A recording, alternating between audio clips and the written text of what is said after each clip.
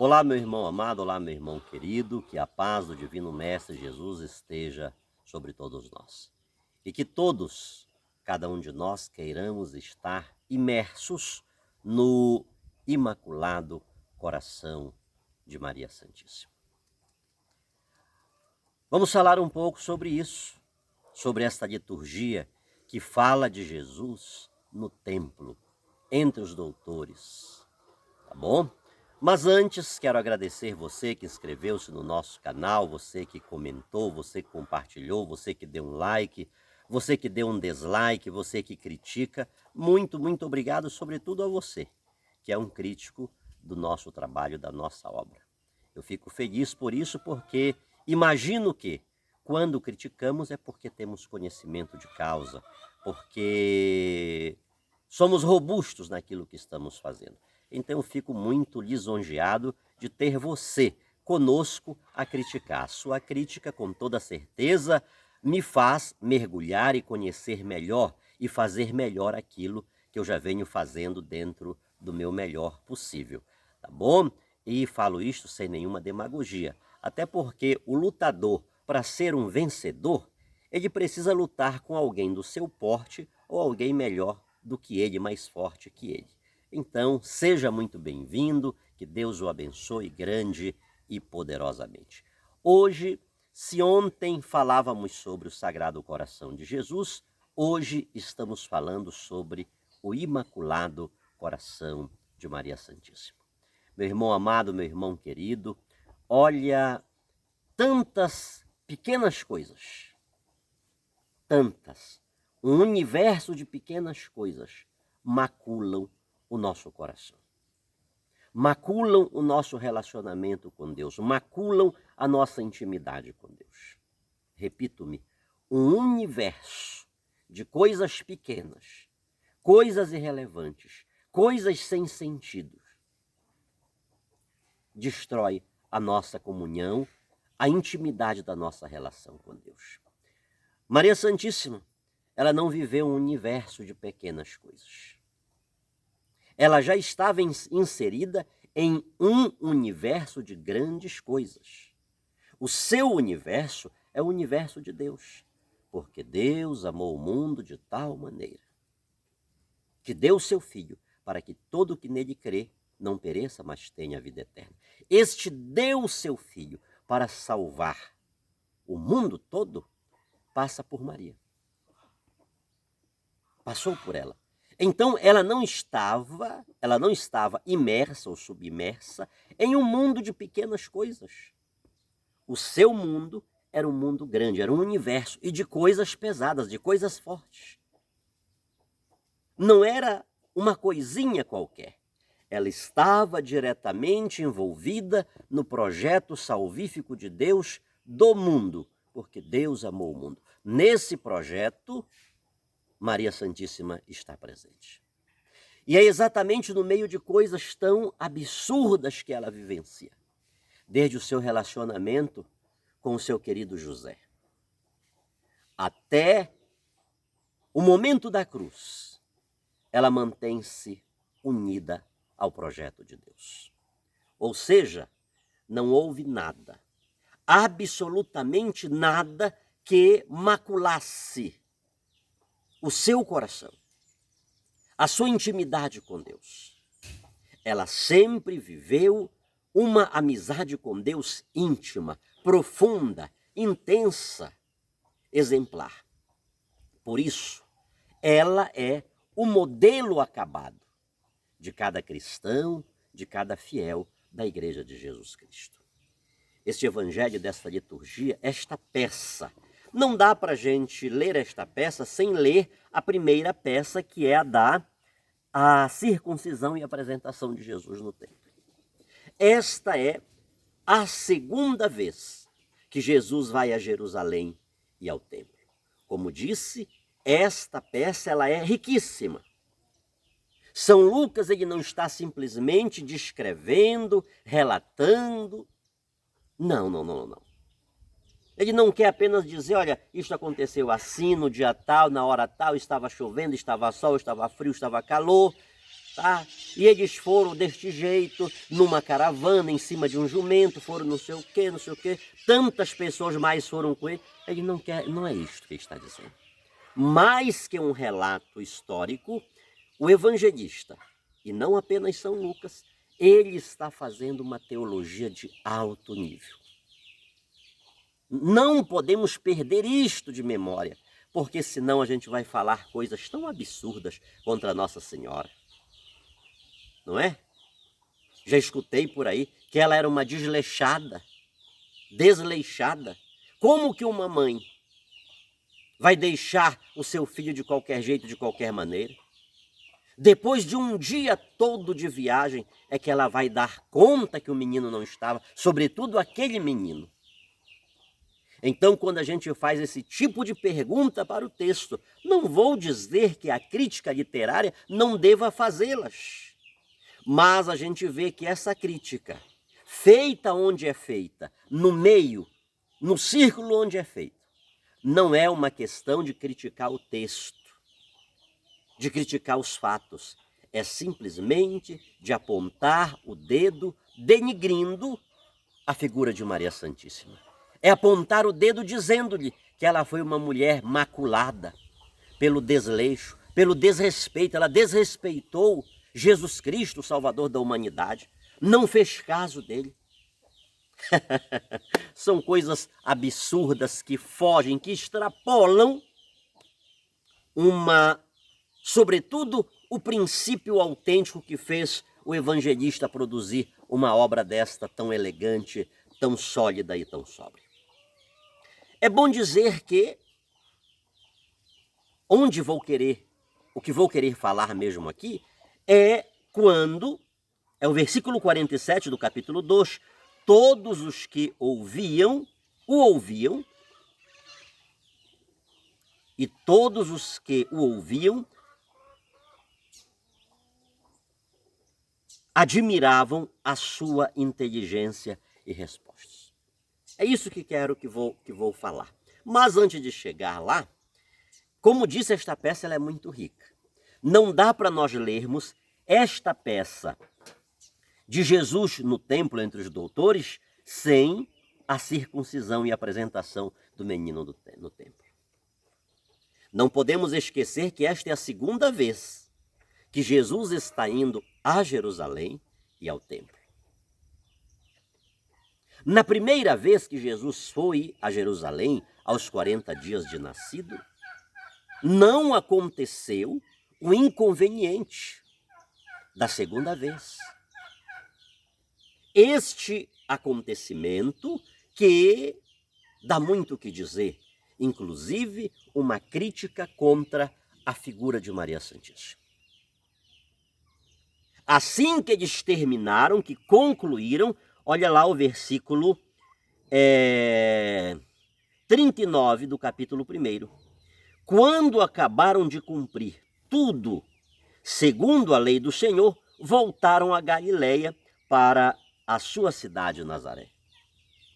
Então, naquela primeira viagem, obviamente, aconteceu o que vai acontecer nesta segunda viagem. Jesus volta no colo, Jesus volta para casa, Jesus volta para Nazaré tranquilamente. Porém, 12 anos depois, a situação não foi a mesma. Não é? 12 anos depois, a situação não foi a mesma. É bom a gente ver alguns pontos, queridos. Não é para ser comentado agora, porque vai muito longe. Mas observe. Lucas está dando uma mensagem muito grande. O negócio de Jesus é com seu Pai. Ele não está aqui a passeio, por iniciativa própria. Ele está aqui para fazer o querer do Pai, para fazer a vontade do Pai. Tudo na vida dele gira em torno do Pai. A nossa vida gira em torno de quê?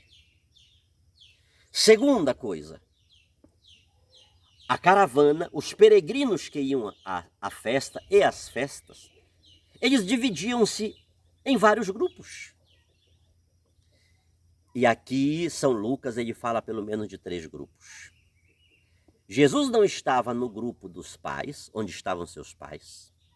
Jesus não estava no grupo dos seus parentes. Jesus não estava no grupo dos seus conhecidos. Isso aqui é uma mensagem muito clara, queridos.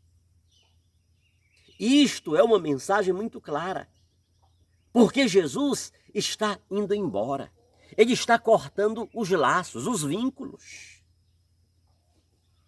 Sem desprezar, desprestigiar, despersonalizar a família, mas a missão dele vai além do que o simplesmente nascer, viver e morrer aí dentro da família. A família de Jesus, e a minha e a sua também, deve ser uma família produtora de alguém que vai interferir positivamente na sociedade. E no caso de Jesus, não é apenas na sociedade, é no mundo. Deus amou o mundo de tal maneira. A salvação do mundo vem por meio desse rapaz, desse garoto que nasceu nessa família.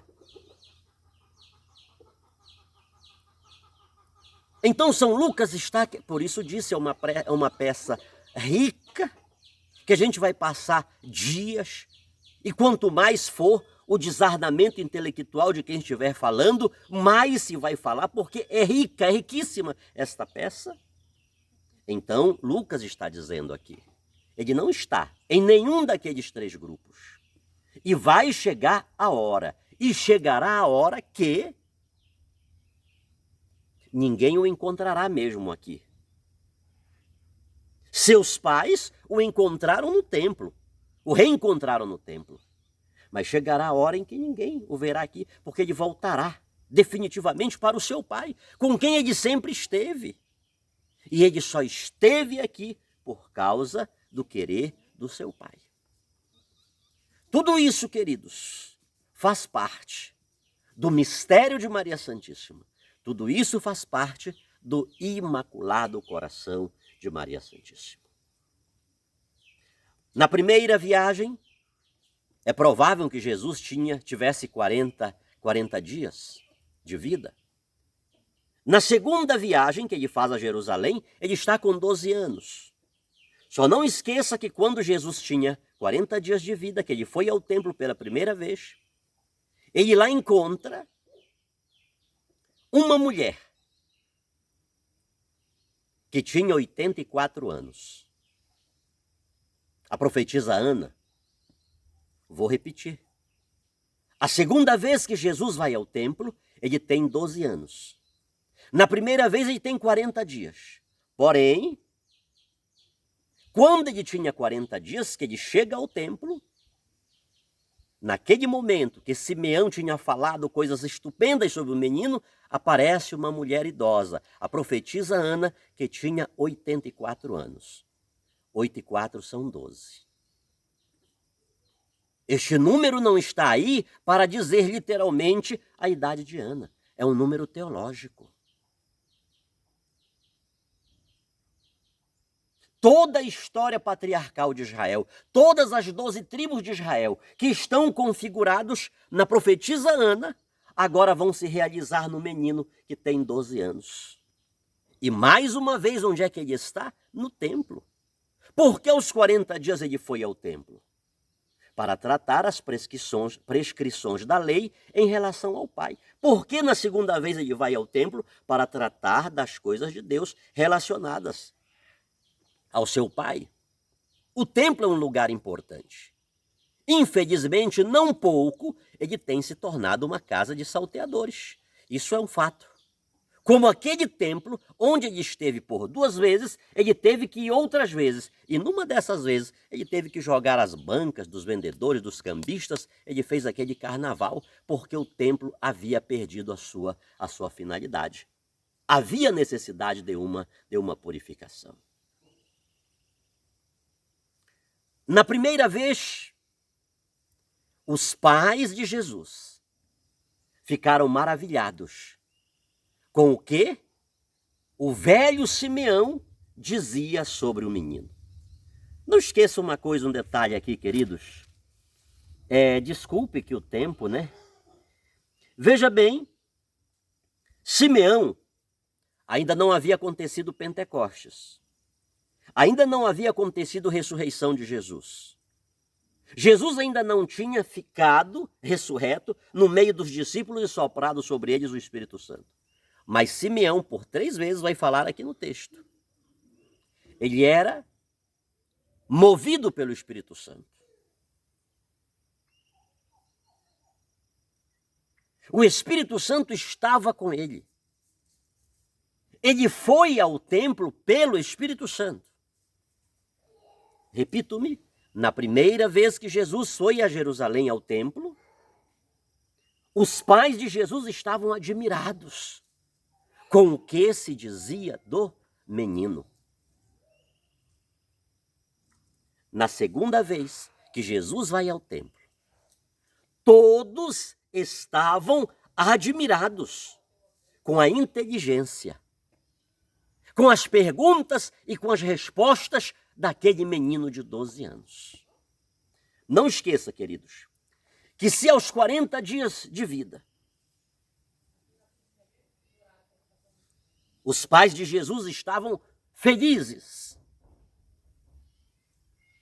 estavam alegres, contentes, admirados com o que Simeão dizia do menino cheio do Espírito Santo, os doutores da lei e todos os que estavam ali estavam admirados com o que o menino falava, perguntava, respondia.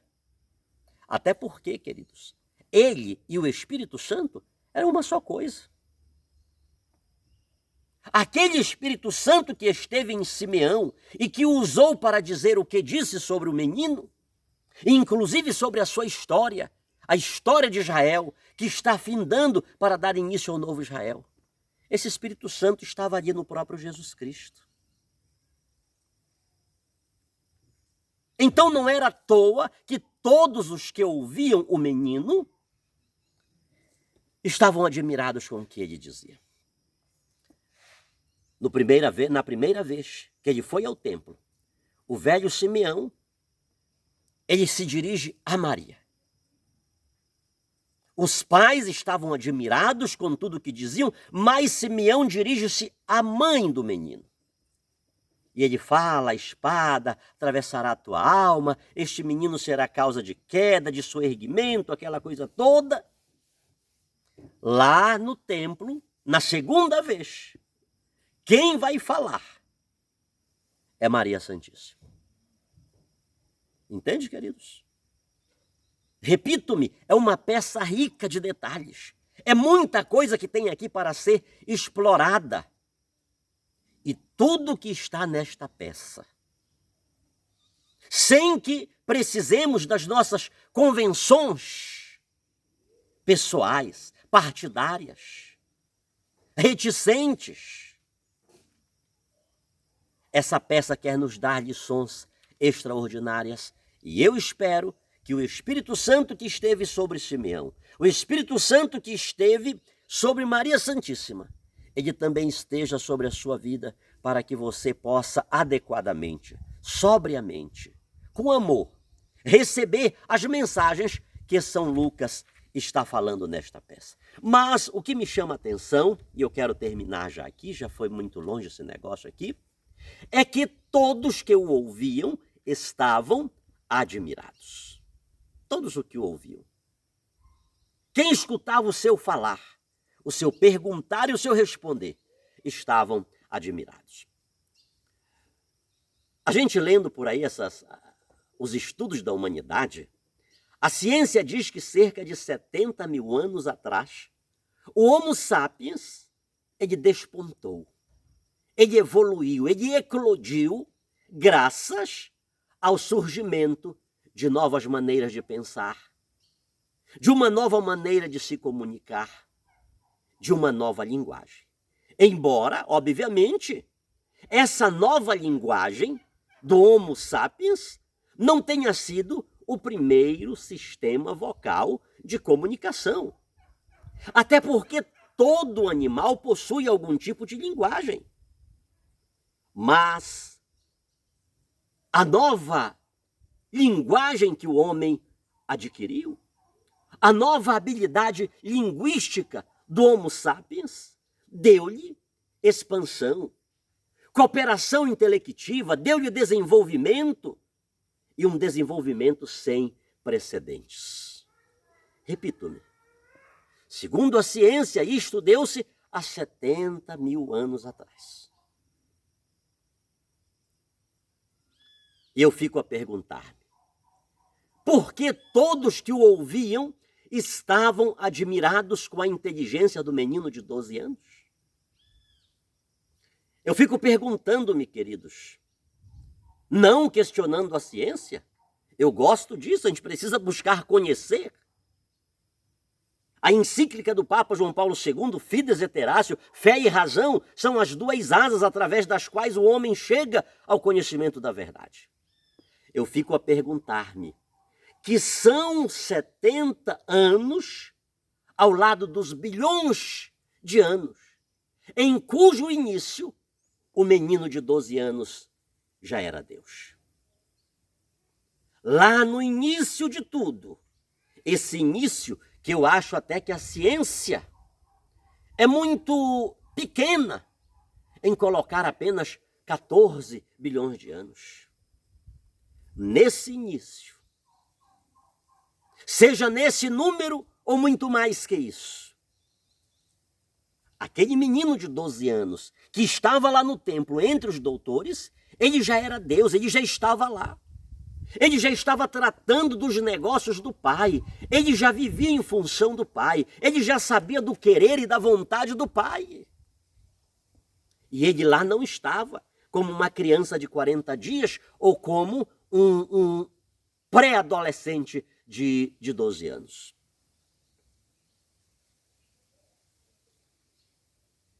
Repito-me, isso tudo estava no Imaculado Coração de Maria.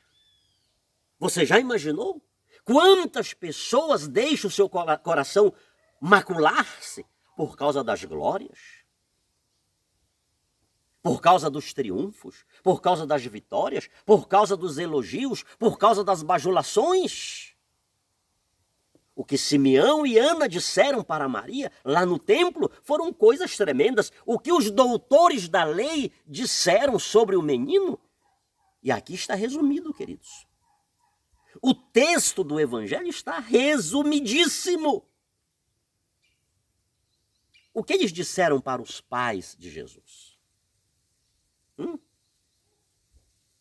São Lucas faz uma síntese que todos os que ouviam estavam admirados com a sua inteligência, com as suas respostas, com as suas perguntas. Ah, queridos, ser elogiado pelos líderes da igreja, ser bajulado, ser colocado num pedestal, jogar holofotes em cima. Quantas e quantas pessoas que vão à igreja não é por Jesus, é só pelo que o padre vai dizer daquela pessoa. Se o padre vai citar o nome daquela pessoa, se o bispo vai comentar alguma coisa relacionada àquela pessoa, se vai ser dito uma virtude daquela pessoa, o que ela fez na paróquia, na pastoral, nisto ou naquilo. Quantas e quantas pessoas estão com o seu coração maculados por causa dos elogios, por causa dos holofotes. Maria Santíssima não teve o seu coração maculado nem pelos sofrimentos, nem pelas críticas, quando chamaram o seu filho de Beuzebu, e nem quando ela ouviu os melhores elogios dos melhores que podiam fazer aquele elogio. Até porque não foi qualquer pessoa que elogiou. Naquele momento, eram os doutores da lei, os sábios, os fariseus, os saduceus, os grandes mestres da cultura bimilenar de Israel. O seu coração não maculou por nada. Quantas vezes nós perdemos a nossa função, o nosso posto em uma empresa, porque tudo está indo bem, estamos fazendo bem o nosso trabalho, mas de repente começam os elogios. De repente começam as bajulações e a gente vai se enchendo e começa a desleixar. A gente acha que já é tudo, que a gente está por cima, e quando dá, a árvore é cortada. Isto é sério, queridos. Repito-me, São Lucas está trazendo para nós uma peça riquíssima. Porque os corações daqueles que ouviam Jesus ardiam. Ele não começou a falar no curso do tempo. Ele não começou a linguagem. Ele não aprendeu a linguagem há 70 mil anos atrás. É no início de tudo. Ele já é o verbo, ele já é a palavra. No princípio era o verbo. O verbo estava com Deus e o verbo era Deus. Repito-me, tudo isso, Maria guardava no coração. Como nas bodas de Caná. Jesus falou, Maria falou, Jesus falou, mas ele acaba obedecendo aquilo que sua mãe havia dito. Assim como na primeira viagem a Jerusalém, o velho Simeão dirigiu-se a Maria. Agora, nesta segunda viagem de Jesus a Jerusalém, é ela quem vai falar. A palavra é dada a ela, não é o pai. Ela vai dizer, por que fizestes isso conosco? Teu pai e eu estávamos preocupados, procurando por ti. Aí Jesus dá uma resposta para ela, quase semelhante à resposta que ele deu nas bodas de Caná. Mulher, que tenho eu contigo? Não é chegada a minha hora? Isso aí não é problema meu, não é problema teu? Quem dá festa e não compra o vinho suficiente, o bolo, tudo que precisa, é problema deles. Isso não é problema nosso. Agora no templo, o que é que ele vai dizer para ela? Por que me procuráveis? Não sabíeis que eu tenho que estar tratando das coisas do meu pai? Só que o texto seguinte vai dizer, após a palavra de Maria, ele volta com seus pais. E ele crescia em graça, em conhecimento, lhes era obediente, lhes era submisso.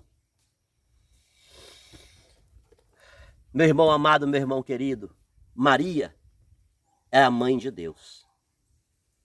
Ela tinha todos os motivos para andar inchada, para macular seu coração. Até porque se ninguém sabia quem era aquele filho, ela sabia quem ele era. Mas mesmo aquele conhecimento íntimo e profundo que ela tinha de Deus, não fez com que o seu coração fosse imaculado. Quantos ministérios por aí estão jogados na lama? Quantos grandes homens que grandes coisas fizeram para Deus, hoje estão aí marginalizados, porque um dia disseram, não a ele, mas a minha glória. Sou eu que faço, sou eu que posso. Quando eu chego, todos se calam. Quando eu chego, a minha luz ilumina todas as escuridões. Queridos, você lembra daquele que disse, subirei ao mais alto dos céus e farei o meu trono acima do trono do Altíssimo.